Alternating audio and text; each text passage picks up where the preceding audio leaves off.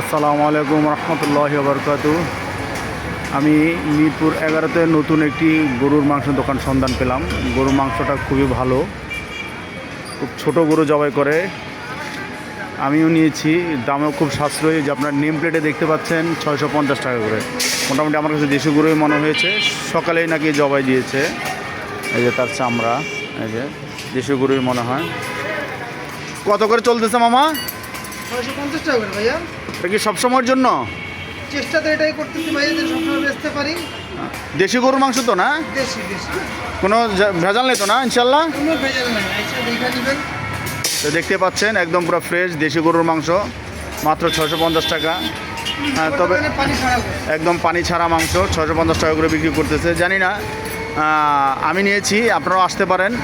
এই যে মিরপুর 11 নম্বর লালমাটিয়ার দিকে যেতে কুরাইশি ব্রাদার্স অ্যান্ড গোস্ত বিতান শপিং মল 650 টাকা করে। আপনারাও যে কেউ এসে এখান থেকে নিতে পারেন।